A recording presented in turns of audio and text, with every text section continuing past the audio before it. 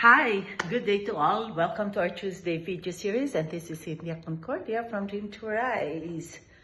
Do you feel guilty putting yourself first?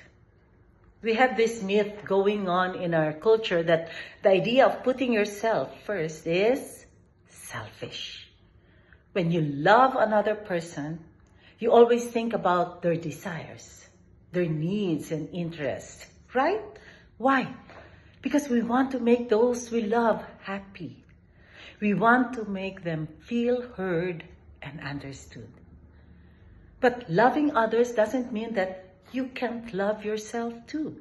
In fact, perhaps we should all try to cultivate more love for ourselves than we do for others. What do I mean by that? Well, loving ourselves, meaning to say, by taking care of ourselves first, ensures that our care for others ultimately can come from a place of inner abundance, a feeling of already being taken care of from within. So as a result, we become more giving partners, family members, friends, and beyond. Part of the cultural problem is that most people, perhaps unconsciously, associate the idea of loving others with forgetting about ourselves. Because of this, we often build up resentments and frustrations that go undiscussed and can actually end up hurting the people around us without even realizing it. There was a time in my career that I never took care of myself, did not set any boundaries, and was taken advantage of by my supervisor. Every day I had to work overtime from 7 to 9 p.m. and even on weekends. I worked on a Saturday from 8 till 5:30 p.m. And when he asked me to work the following day, Sunday, I requested if I could go to Mass, do some groceries, and clean the house.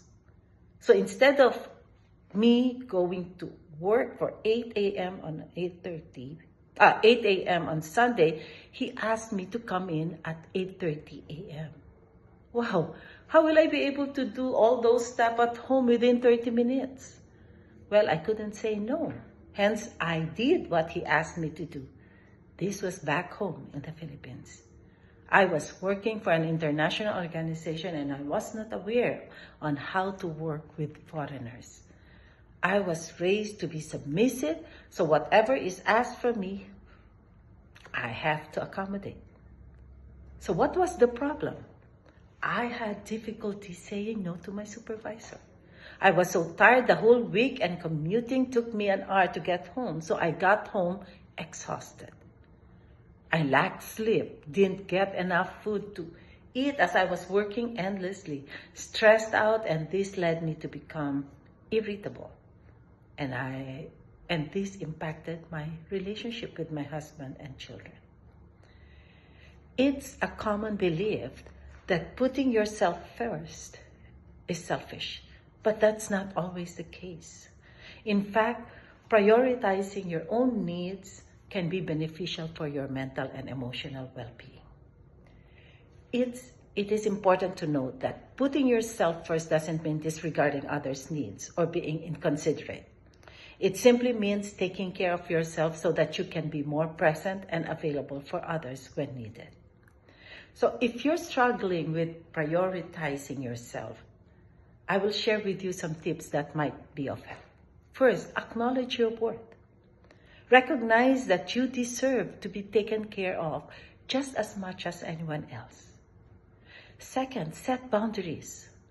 Learn to say no when you need to and establish healthy boundaries with others. Third, practice self-care. Take time to do things that make you and your family happy and help you relax. The next one is be kind to yourself. Don't be too hard on yourself when things don't go as planned.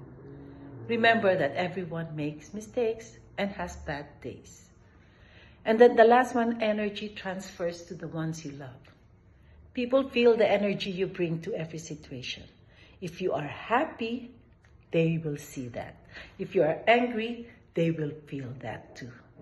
So recognize that power. the best thing that you can do for your loved one is to be the healthiest and happiest self you can be. Sometimes that means saying no. Sometimes that no may disappoint others. But most important of all is listening to the wisdom of your body and your mood. Taking time for yourself serves everyone around you. Trust me. So remember, putting yourself first is not a selfish act. It is an essential part of maintaining a healthy and balanced life. So if you are like me, who is having difficulty of saying no, get in touch with me by DM. I may be able to provide you some insights on how to deal with this. Thank you so much for tuning in. This is Cynthia Concordia from Dream to Rise.